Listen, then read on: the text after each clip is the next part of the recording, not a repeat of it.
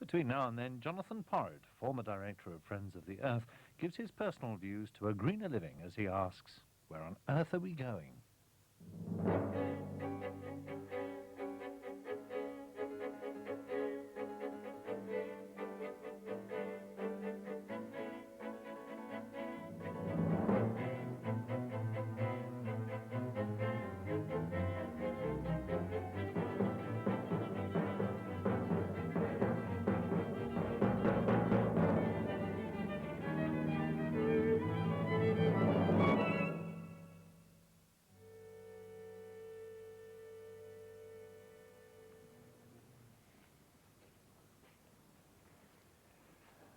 The environment is not just about pollution or about protecting the countryside. It's about people, the quality of our lives and the places where we live.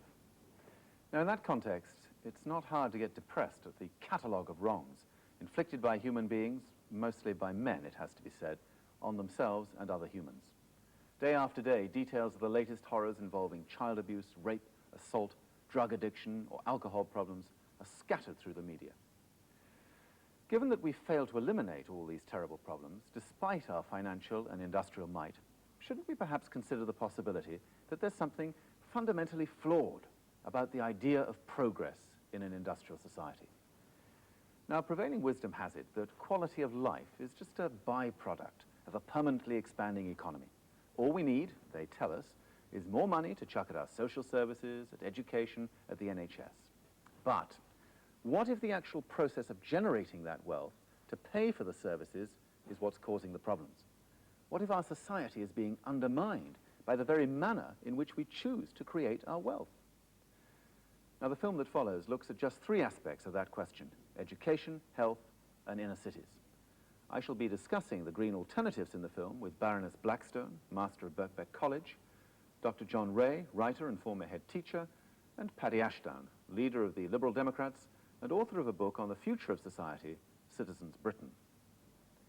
Now, I have no magic green wand to wave at these huge problems, but I do know that we have much to learn from best practice here in the UK and in other countries. In Denmark, things are very different. The state education system is pretty good anyway, but there are also hundreds of small, independent schools, with 85% of their funding coming from the government, not from parents. 10% of Danish children attend such schools. This is Mork's school. They may not wear uniforms, but it's very traditional, with the emphasis on strict discipline and exam results. It's good to keep the traditions for the children. I found that the teachers are involved in their jobs and they do a really good job. And the discipline at the school is very good. The children really learn it out here. Look at page 78, please. There are some pictures there, and please cover the text. Not everyone's teaching style, perhaps, but that's exactly what I like about the Danish system. Yes, and who's Jill? It really does give parents a choice. Parent power in practice, not theory. Just a few miles away is Hillerød Little School. Everything here is far more relaxed, and the school is very closely integrated with the local community. Parents are in and out the whole time, helping with the lessons or just sitting in. Some kids might be a little embarrassed to have their dad pretending to be the North Wind, but at least it breaks down that phony distinction between school and the rest of their world.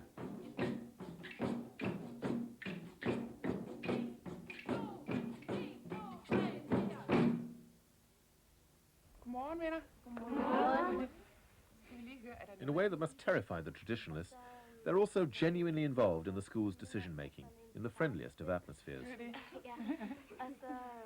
We want them to feel it more like a home than like a school. And it should be a place where when they come in here in the morning, they think, aha, I'm here, I'm home. And I think they enjoy to be here. There's nothing airy-fairy about this. The children are expected to keep the school tidy and looking good. After all, the child who won't accept responsibility for litter is just a junior version of the industrialist who feels no remorse polluting our earthly home. The practice of good global citizenship starts young or not at all. That understanding of connectedness, of our total interdependence, should be at the heart of all good schools. No, this is not a knitting support group, but a workshop run by the Centre for Global Education in York to illustrate what interdependence means. The teachers take on different roles and then have to negotiate with their colleagues to discover the connections between them. The resulting mess not only shows how complex things are, but provides a tangible demonstration of the web of life. Low unemployment. I'm trying to convince you that racial conflict could be as a direct result of unemployment. Hi. I'd like to make a link between the arms race and human rights violation. What's the connection? I think the connection is that if you don't have money, it results in malnutrition. Okay. And if they felt that they're situational. So in a sense, there is a link then. Children have got to see the fact that everything is linked, interlinked, interdependent. I think you can start with a person. You've got to move it outwards in certain ways to show that if they do something, that there is a reaction and a consequence to what they do. On a very simple level, that children in collecting paper, tin cans and so on can see that instead of wasting resources to actually use them and have them recycled, a simple basic level, but from that you can then expand the idea. It's encouraging that the government has now accepted the importance of environmental education, and it will soon become one of the 5 cross-curricular themes under the national curriculum. The subjects most affected will be geography and science, but it doesn't have to be restricted to them. I used to use the black bag game when I was an English teacher, to get children to explore their own immediate environment, to find the right words to describe it more accurately. And they're not short of words on this subject either. I think we should help preserve the environment. It's up to us now, because we've been destroying it for too long. Well, it's where we live. It's for us. It's for when we grow up. It's for our children. It's our future, and we're the only ones who can change it. Given how much kids care, it's astonishing how slow schools have been to become greener places. Recycling, energy efficiency, planting and growing things, protecting wildlife, these are not just abstract concepts, they're all capable of being put into practice. Norton School in Stockton-on-Tees is grappling with that challenge. Theirs is a far from ideal setting in a heavily polluted part of Britain. But as far as the children are concerned, that's all the more reason to make Norton into something of a green oasis in an industrial desert. We decided to divide like a wall in between industry and like the school as an environmental study. So we planted trees which would form a barrier between the two. Over the next few weeks, you're going to be looking at our village and what people in our village think about it. We'll be seeing how it's changed. An interest in where and how they live runs through the whole curriculum. When you look at that slide, it must conjure up some words to you. What kind of words come into your mind when you see that? Anybody? The signs are colourful on the shops. Well, it's a bit bright, but it doesn't really fit in with the other side. The rooftops are flat. It's ugly and it doesn't fit in with the other streets. With the other, the other side, with where all the old buildings are. Would you like to see the new shops redesigned to fit in with the character of the village? Yes, I would. Do you think this stretch of road should be pedestrianised? The kids have been endeavouring to improve the local environment around the school.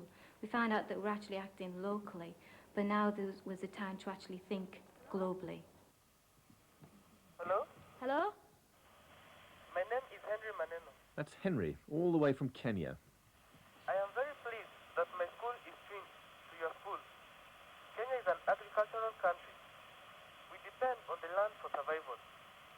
Like you in England, we are very concerned about our environment. Another connection made, another small link set in place. My generation never even heard of environmental education, which may explain why so many of us behave like earth-bashing vandals. The future of these children, and indeed of planet Earth, depends on them finding out more about the environment and on learning to celebrate it as a constant source of wonder and beauty. Most people tend to think of the environment in terms of the countryside, rolling landscapes, beautiful flora and fauna. Indeed, many city dwellers have a dream of escaping into the countryside once they've done their bit in the city or when they retire. But in reality, there's no reason why the quality of our lives in the urban environment shouldn't be as good as anywhere else, especially if we manage to bring some of that green back into the city itself. Understandably, but sadly, Most of us have come to accept that cities are grotty places to live, almost by definition.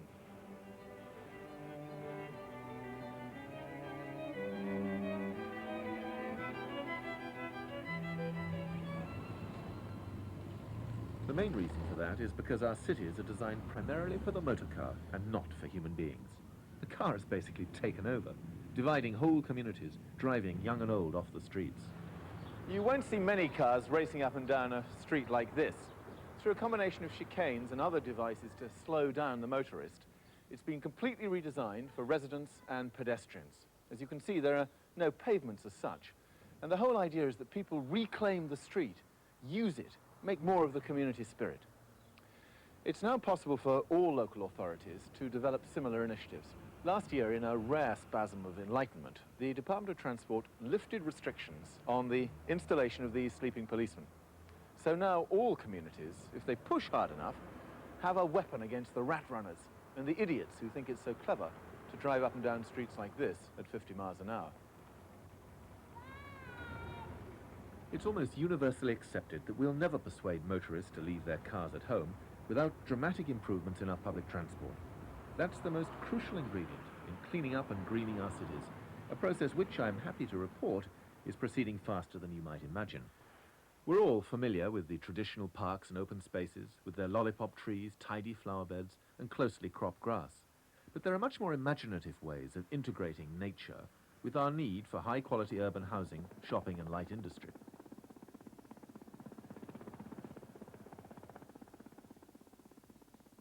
This site, for instance, used to be an ordnance factory used for making bombs during the Second World War. In due course, it was flattened, and whilst the houses were being built, thousands of trees were planted as an essential part of the overall design. These were linked to surrounding woodlands, providing wonderful corridors for wildlife, penetrating right into the heart of the housing area. This is the big movement of this century in landscape. I think we've seen a major change in the way towns are planned and designed. And really what we're saying is we're putting people first. We're saying, what do people want from the environment? What do they want outside their front door? Where do they want their children to grow up in? What sort of environment is it they want? And I think it's this sort of green environment, people living in close contact with nature. Much can also be done with our older housing stock, often by encouraging residents to make the most of their existing gardens and allotments. Ashram Acres was started in 1981 by a group of local people who wanted to reclaim a previously derelict site. People pay a subscription every week, and they also come and work here, and then in exchange they receive produce. And there is some surplus which we sell. The funds generated go back into Ashram Acres to pay for equipment. There's nothing to beat that kind of hands-on experience, especially for children. Uncommon though they still are, city farms enable local children to experience animals at first hand. This is probably the first time these children have come this close to a pig, let alone rubbed up against one. Children and adults can also stay in touch with nature if their day-to-day environment is not entirely bounded by tarmac and concrete. It's not hard to overcome that alienation.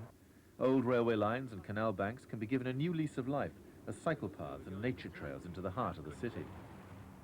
In the city centres themselves, decades of bad urban planning means that very few people actually live there. But through the right combination of public transport and pedestrianisation, it is at least possible to make them rather more civilised places than they would otherwise be. Contrary to what you might imagine, a green vision of the future is not anti-urban. Indeed, in energy and transport terms, cities can actually be very efficient as long as we have high-quality, high-density housing, with all the necessary amenities as close to hand as possible to avoid unnecessary transport.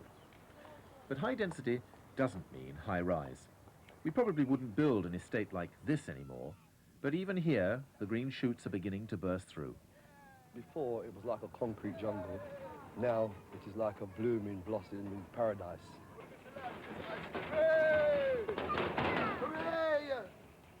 We won the London Tourist Board Award, awarded by Prince Charles for the best garden in a city area. We as a community, we all came together and decided that we would brighten up the place, the whole environment. So we decided to build a community gardens where not just one person or a few people, but everyone was involved in doing something, some kind of construction or some kind of planting towards making the place a better place. And now it's my pride and joy. I love it. I love being out here, whether winter months, summer months, it doesn't matter to me. To see the growing plants and things, I just love it. I would like to see them build a few more gardens because a bit of jealousy creeps in around the estate through some people haven't got the view that other people have got. I'd like us to be involved in a project to build plenty more.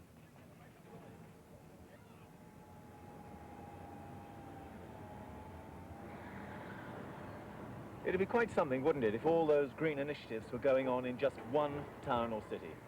But sadly, that's not possible, at least not in the UK. We had to film in Leicester, Birmingham, Oxford, Warrington, and London to pick up on all those examples of best practice.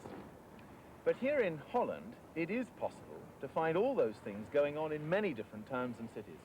For together with Germany and Scandinavia, they have led the world in terms of making the city a greener and more pleasant place in which to live.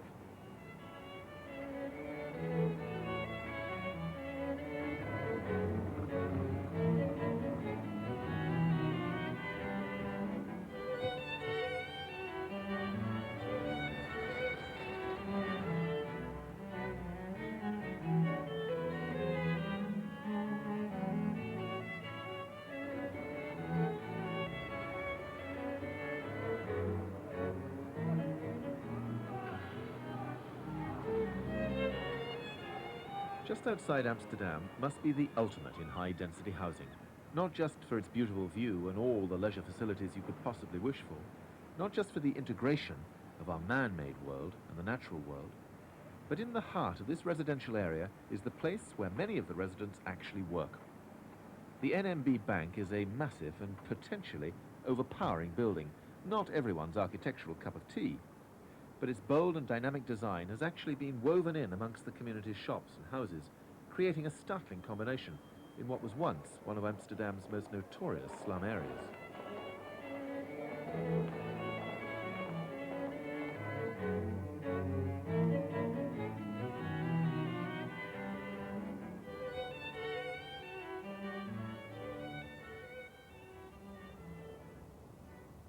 But even in Holland, the move to greener cities has proceeded in fits and starts, often a victim to changing political fortunes. Now, I would be the first to argue that environmental issues are deeply political, in terms of the way resources are allocated, what's given the priority, who's in control, and so on. In an ideal world, perhaps, creating and maintaining high-quality urban environments would not be treated like just another political football. But it's only very recently that enough people have given a high enough priority to green issues to ensure at least minimum political consensus on what now needs to be done.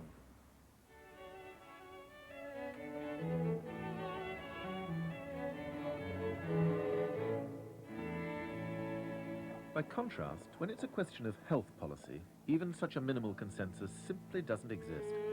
For all the wonders and diversions of our modern industrial society, or perhaps because of them, many people today overindulge with alcohol, tobacco, drugs, and the wrong kinds of food. The UK has more heart attacks than anywhere else in the world, 1 every 3 minutes. Many preventable cancers and other so-called diseases of affluence are rife. To cap it all, we have a National Health Service under siege. Industrial disputes proliferate, waiting lists get longer every year, and almost every day we seem to hear of another ward closing for lack of staff or lack of resources. But did you ever hear of a ward closing for lack of patients? No way. All we ever hear are politicians claiming success in terms of increases in people hospitalized, outpatients treated, prescriptions issued. The sicker we are as a nation, the happier they seem to get on both the right and the left. If we were really concerned about our nation's health, these empty beds would demonstrate genuine success in terms of fewer people actually requiring a health service. Now that means completely shifting the emphasis away from our current high-tech approach to curing diseases to one which seeks to prevent them occurring in the first place. And that in turn entails a root and branch transformation of the NHS and the entire medical profession. There have been a large number of reports published in recent years all of which emphasize the importance of good health education and primary health care. In the United States and Canada, the incidence of coronary heart disease has been reduced by 40% with a carefully planned preventive approach. But little notice seems to have been taken of this in the UK, with just a few exceptions, including Heartbeat Wales.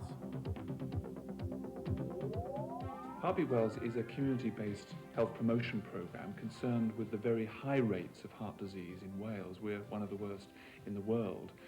What Heartbeat Wales has been trying to do is give people the opportunities, skills, to make choices about their health, to adopt healthier lifestyles. And over the last few years, we've seen some dramatic improvements in behaviours. For instance, less people are smoking, more people are eating healthier diets. For example, fresh fruit consumption has doubled over the last 3 years, as has low-fat milk consumption. We're seeing very big improvements, and I would put this down very much to people taking control over their own health and their own lives. And we've been very keen to actually emphasise that people can actually do more for their own health than really any doctor, pill or hospital can ever do. Literally, health is in their hands. Despite the indisputable value of the preventive approach, government and the medical establishment seem to prefer the more spectacular results of major surgery, seeing it as the cutting edge of modern medicine. That's where medical careers are forged, where fame and fortunes are won. Although this high-tech approach does have its place, it's incredibly expensive. And I find it hard to understand why more people in the NHS itself have not resisted this trend. Why aren't more GPs, for instance, at the forefront of preventive medicine? For a bit of diet, I am, but it's not very good at it. I think the difficulty is that we're a demand-led service. We wait for things to go wrong. And anyone knows, for instance, with your car, you don't wait for your big ends to go. You try and intervene before that. You should be interested in getting your car regularly serviced. You should be concerned about the sort of petrol you use. And that's where we want the shift to occur, so that doctors actually have incentives to keep people healthy rather than to basically repair them when they go wrong. The main beneficiaries of this run-em-down and repair-em mentality are the drug companies. Through direct mail and adverts in magazines, distributed free to doctors, they have an incredibly powerful hold over GPs, and through them, over their patients. True enough, they've brought us many benefits, but at quite a cost.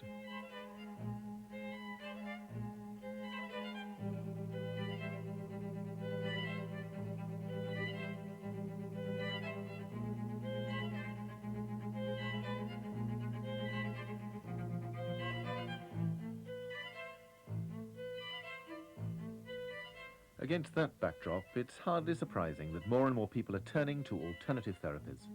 In the southeast of England, where one would of course expect a high level of interest, 1 person in 28 visits some kind of alternative therapist. In France, the number is much higher, 1 person in 4. Throughout Europe, in fact, alternative practitioners are very carefully regulated, and in 1992 we can certainly expect a surge of interest to come from across the continent. One of the big problems, of course, is wrapped up in the use of this word alternative, which makes such practices sound marginal, a bit iffy. So those in the business prefer to describe their work as complementary therapies, and are now keen to integrate their work with conventional orthodox practices. So would a visit to such a practice be any different? The reason why we're here today, really, George, is because I've got a bad back, and I genuinely have always had I've had a bad back for several years. How would you set about dealing with me if I came in here, sat down and said, help? Well, the first thing I would do is be very much the conventional doctor, and probably tell you not to be so silly and go away. No, I take a history and I'd examine you, and I'd try and reach a proper diagnosis, and by doing that I would exclude any serious, sinister illness, any need for operative intervention or whatever. Then what we would do is discuss the possible options. There may be an option of managing it with acupuncture, there may be an option of managing it osteopathically, there may be an option of teaching you postural techniques such as the Alexander technique, and I would try and work out an approach which you felt comfortable with and I felt was likely to be effective. There's such a lot of controversy about the new contract and all the rest of it. Does that fill you with the doom and gloom that some doctors feel, or are you quite optimistic about it? I think that if you take the concept of patient power and the fact that the money moves with the patient, And we have a very powerful force for complementary medicine within the UK, because people will, I think, begin to walk into practices and say, well, I've got a bad back and I would very much like to have some manipulation. I would very much like to have some acupuncture. And if they don't get that, they go elsewhere and that practice loses their cash. I think that's what's going to happen. I think in years to come we will see practices actually employing osteopaths and chiropractors and other properly qualified people. It does all come back right down to this question of people empowering themselves by finding out more, getting informed, educating themselves about their bodies and medicine in general, doesn't it? Yes, I think it does. I think education is essential. Education to understand what can be done, education to question the professional in a non-threatening and rational manner, to ask questions, to treat the professional not as a god, but somebody who has information, who will give you advice, but to do that in an educated way, and then to begin to make educated choices.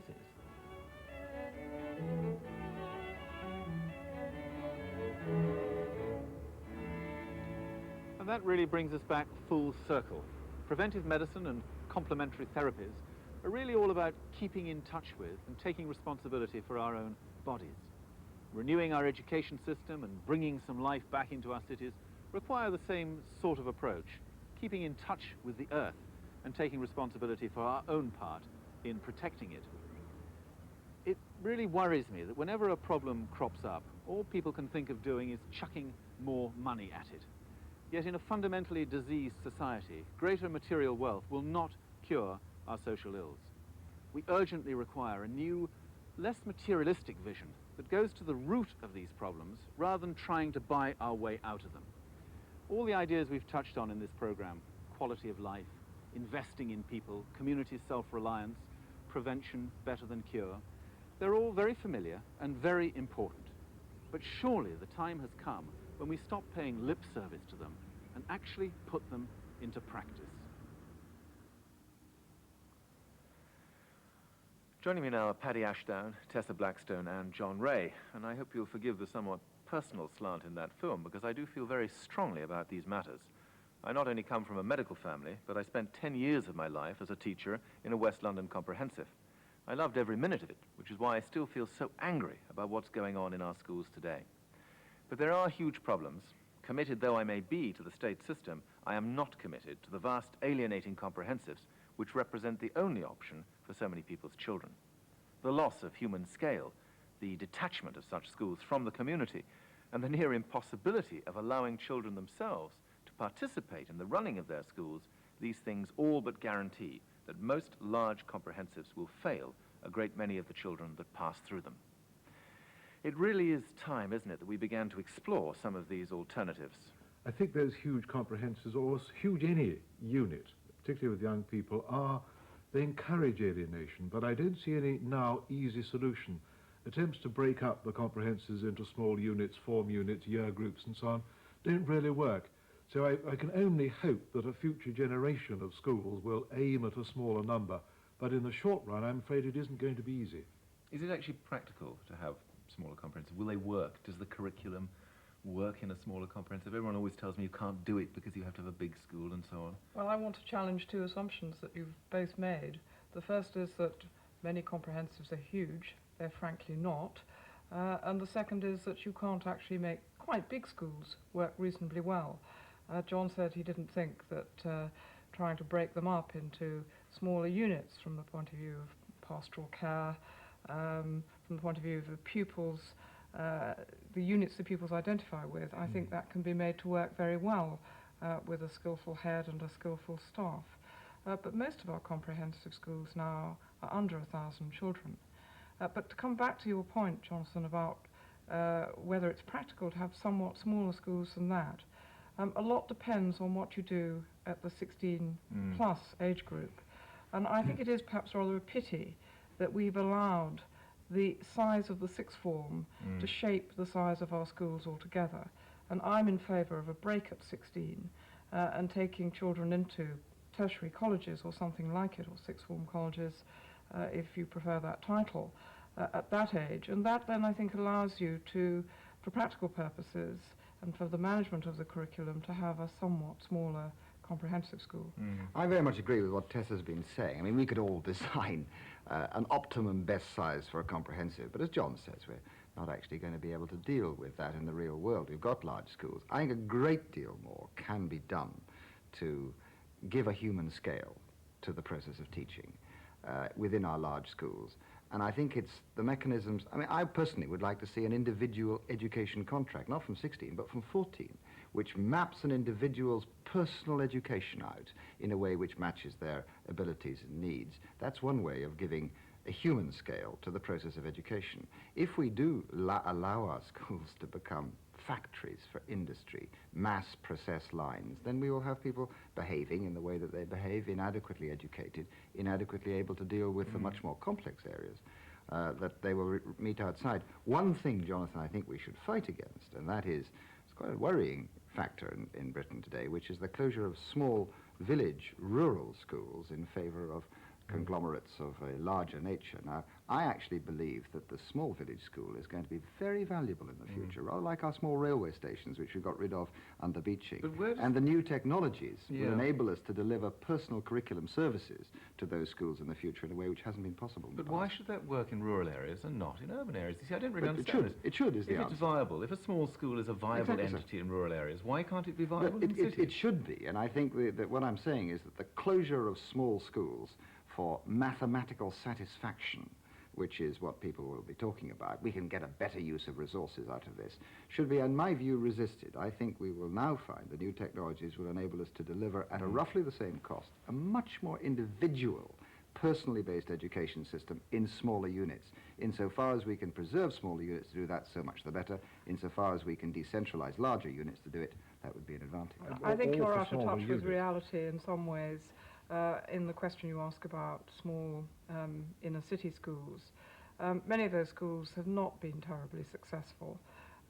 They have too few teachers in them to provide the kind of range and depth of the curriculum. I assume we're talking about primary schools now. It's a function of the number of teachers you can afford to employ in a very small school. You can't afford to employ very many.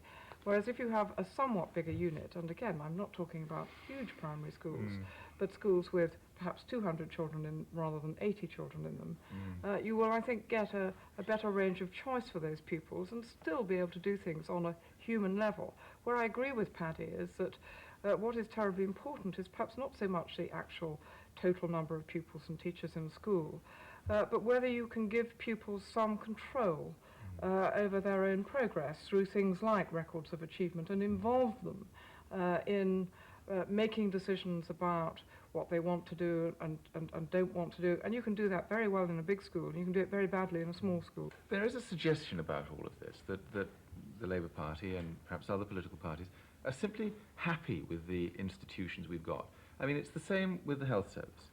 We don't really hear about a root and branch reform of the way the health service might look after the needs of individual patients from the Labour Party. We hear talk about more money. We hear talk about actually creating bigger bodies, if you like, so that the patient can be looked after in that respect. Are you not just hanging on to the past because you haven't got a clue what to do about the future? Not at all.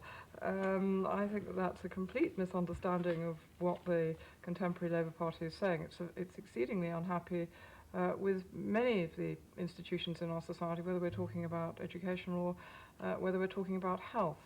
But as far as health is concerned, I think the Labour Party quite rightly wishes to hang on to the concept of a national health service, and so do 95% of the population in this country. We do not want to get into a situation such as exists in the United States and some other countries, where there are two services, one for the rich and one for the poor, and the quality of what's provided for the rich is hugely better than what's available for the poor. Resources are very important and have been denied our health service. That doesn't mean to say there aren't other things we want to do. One of the things that we really have to do in all of the social services, and the Labour Party is saying this, is to take what the consumer wants more seriously, rather than simply relying on what the producers, the providers of the services, whether they be doctors or teachers, tell us is required. It sounds exactly like Kenneth Baker. Well, it sounds a typically economic approach to affairs rather than a people-centred approach to affairs. I mean, the truth of it is, And perhaps we're at one of those nice points in history where what we know we ought to do and what we must do within our economic constraints come together. The truth of it is that we have to give, as your film so clearly showed, we have to give people more charge over their own bodies. This idea that a body's like a car, you take it into the garage, the doctor, and he replaces the big end if you've overused it, simply cannot go on. Can't go on because it shouldn't go on. We've created a national sickness service, not a national health service. And what we ought to be doing is using health education, using occupational health, using primary care, investing money at the front end in the preventative medicines, and tying in the complementary medicines, which we now show quite clearly, do have a part to play in allowing people to take care of their own bodies. And that will do two things. It will create a healthier society, and it will mean that our healthcare can be delivered more cheaply within resources. I don't mean more cheaply, therefore worse. I mean more cheaply, therefore better. And that, I think, is what we should be doing, putting people much more in charge with Who blocks it, you see? I mean, I reckon everybody, when you sit them down and you say this, I reckon everybody agrees with that. And yet, at the end of the day, we've still got a health service that is trying to cope with the fact that everybody is living in a fundamentally unhealthy society. But is it the profession? Yes, the profession is about. We have a medical profession that has been trained that really its job is to cure rather than to prevent illness and disease in the first place. So that's the first thing that we have to address. We have to try to get them to revalue their values, and that's quite a long-term process because the number of new doctors coming into the system at any one time is relatively small compared with the stock of existing doctors. But I think that there are beginnings of a sign of change within the medical profession, an awareness that what they have got to realize that part of their role as professionals in medicine is to try and get people to take, as Paddy has said, control over their own bodies and to help them to do that. But come on, the medical profession has become defenders of their own territory. We have to break that monopoly. Absolutely. But the two things you've said, Paddy, about education and health, both imply levels of decentralization, which are extremely difficult to achieve in our existing political system. And that's also true in inner cities, isn't it? That many of the things which one would like to bring about as reforms in inner cities do depend on greater decentralization. Do you see that coming? Yes, I do, and I think you're absolutely right, but only because we haven't got the will to do it, only because politicians block decentralization, only because we protect our own power and not prepared to hand it out, only because we haven't got the courage to say to people, if we give you the freedom to make choices, you have to have the freedom to make the wrong choices. Inner cities, I think, are a fascinating example of this. I mean, I went not long ago to Tower Hamlets, where my party happens to be in control, and they followed a very, very radical process of decentralizing power. Some of the worst, most deprived areas of East London, the great tenement blocks, dirty, filthy, run down, they've been handed over to their own tenants. The politicians there have had the courage to give the tenants the money they'd spend in them anyway. And overnight, you have communities with multiracial, run-down, deprived, beginning to take their own future in their own hands, beginning to become prouder. You can see it. The streets are cleaner. The environment is looked after. The environment of their individual homes is better. What we have to do is trust people to give them the power to take control of their own lives. And in the inner cities, I think that is one of the most important and, if I may say so, cheerful messages that is coming through. If you do it, you get a response. I'm all in favour of empowering people to take more control over their own lives, and certainly with respect to housing. I think one of the great failures has been the old big municipal council estates where decisions were taken totally out of the hands of the occupants of those estates. Although I think Paddy's in a bit of a cloud cuckoo land if he thinks that the decentralisation carried out by his local party in Tower Hamlets has worked to the degree that he's suggesting. I go there quite regularly, and I still see a great deal of filth on the streets and poor and run-down communities and poor housing. How far would you like to decentralise this? I mean, would you actually go along with the idea of handing that degree of power and responsibility over to blocks of flats? Would you go that far down the line?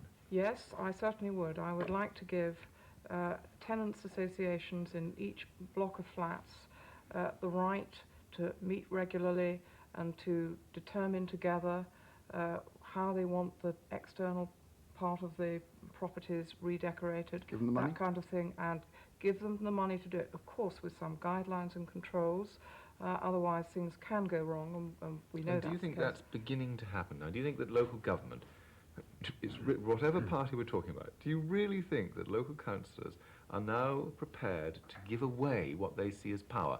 Because money equals power. And when you hand the money over to other people, politicians begin to think they're losing power. Never mind local councillors, but national politicians as well. We're the worst. Yes. We are the worst. We've accumulated so much power in Westminster, we're not prepared to let any of it out to anybody. And this government has done it probably worse than any other. The Labour Party in its time has been pretty bad at it. I mean, I think we're turning this too much into a sort of political argument where Paddy is constantly criticising the two major parties. His own party, of course, never been in power, will never have the opportunity of being so either. But let's, get back to the issues. Yes, I think that there has been too much centralisation in Whitehall, and there has been more of it over the last decade than before. And it is very important that we have strong and effective local government, but strong and effective local government that can in turn turn over some of the decisions it makes to its own local communities and help to involve them. I think I'm greatly in favour of a more participative democracy where people feel that they're part of the system rather than on the margins. I'm very sceptical. I mean, I think I can just say I'm almost apolitical at this stage in my life, and hearing you both talk and sniping at one another and then saying, but let's get back to the business, it's slightly phony.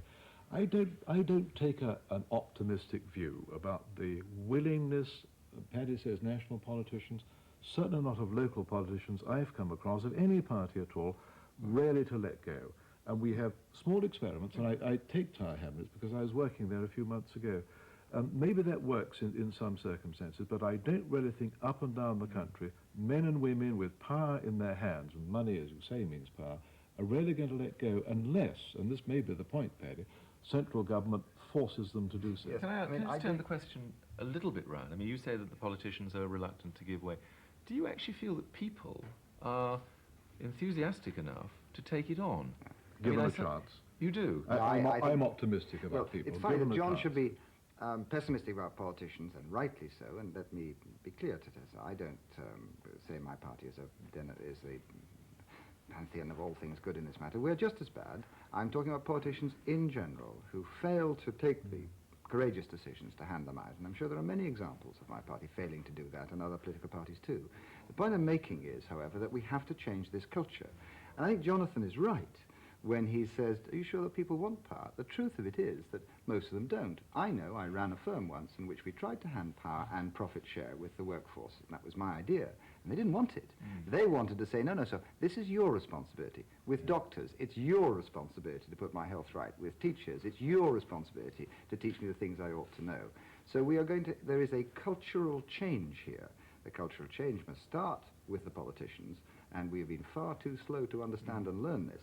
But there's a cultural change that we have to inculcate in others as well, or encourage in others as well. Yeah, it takes a long time to alter values in this respect. If people have been used to being ordered about, not just by politicians, but by their employers, their bosses, their teachers, whoever, it requires a huge jump for them to suddenly be sufficiently confident to make these decisions. And there's a lot of work to be done to build people's confidence, to work collectively together to try and resolve some of the problems that they face. Couldn't one say that Mrs. Thatcher has actually been trying to do exactly this by putting more emphasis on self-reliance, more emphasis on the individual, more emphasis on people taking personal responsibility? Isn't that what she's been trying to do? Yes, No, I think it is, but within a certain limit, Jonathan. Because when we were talking about individual responsibility, one thing we didn't say, that also means they're responsible if things go wrong, and they carry the can. And people are perhaps unwilling, and maybe we're right, they're unwilling to do this. Mrs. Thatcher and Thatcherism has at least, and I would give it credit for this, even if the other two wouldn't, to have said, you are responsible for what you do. If you do it wrong, you're punished in crime. If you get it wrong in different ways, then you suffer. It's a pretty harsh philosophy, but at least it does put for responsibility onto individuals. Now, what we would like to see is that responsibility on individuals tempered by an understanding of human weakness, tempering the wind to the shorn lamb. I think John is right. Mrs. Thatcher isn't asking individuals to take any responsibility for the society and the community in which they live. What she is saying is, You as individuals can compete with everybody else in the rat race and let the strongest person win. And I think that that's the failure. Let me pick up on that Tess has just said, because I think it's an important point, and it actually matches in with what John said. I mean, I make a public confession now, which I suppose will not be terribly welcome to members of my party. I agree with John. When I hear Mrs. Thatcher, I often think I agree with her analysis. And that's one of the embarrassing things. But you end up profoundly disagreeing with what she's actually going to do about it. And I think there is a balance to be struck here between the power of the individual. But the difficulty in Britain is that so powerful is our state that the next level up that is effective is the state. Then it's them. Then it's separated from them. And I think what we're talking about in order to be able to understand and solve some of these problems is the power of the individual set within the context of the community. And it is, as Tessa suggests, the things that we hold in common locally that binds us together, our common sense of purpose, our relationships with our neighbours and so on. And what in a sense Mrs. Thatcher has done is she has unleashed the individual but not set it in the context in which that individual understands the constraints upon their ordinary lives. And I have a strong suspicion that if we are going to tackle some of these environmental problems that we're now coming to, and it can only be done through people, those who imagine that you see people as a pollutant in the environment simply are going to produce a system which I think will be more damaging, a new kind of paternalism. What you have to do is find a context in which you set the individual. There's only one sensible one I can see, and that's the community, and it's that context which is going to grow in importance. Oddly enough, Jonathan, so forgive me cutting it, but oddly enough, what Paddy says absolutely rings a bell with me. She being Mrs. Thatcher and her party, have encouraged individualism, oddly enough for a Tory party, without emphasising obligations and duties. They may talk about it, but they actually ignore it. A duty not just to the environment, but to each other. I think the Green Movement would obviously be very keen to put in that element of the duty to the global commons as well as to our own local community. But I suspect we could go on discussing this for a very long time to come. John Ray, Tessa Blackstone and Paddy Ashton, thank you very much. Now, trying to come up with answers about education or health may seem a long way from the environment, as most people think of it. But the same principles that apply to protecting the physical environment also apply to protecting the human environment in our schools, our communities, our own bodies. Quality of life is said to be the coming issue of the 90s, but I just don't believe that real quality of life can be conveniently grafted on to the kind of diseased, unbalanced societies in which so many people have to live. We're now driven by such powerful economic forces that we seem to have lost the art of living well together. Without being too pious about it, surely our main purpose in life is not to get richer quicker, but to create supportive, convivial communities which allow us to live in harmony with the rest of life on Earth and in which individuals can develop their full potentiality. That's not what happens in our industrial societies, where all that matters is more economic activity for its own sake. Now, most politicians are clearly trapped by this dilemma, but I see no reason why they should drag us and the Earth down with them.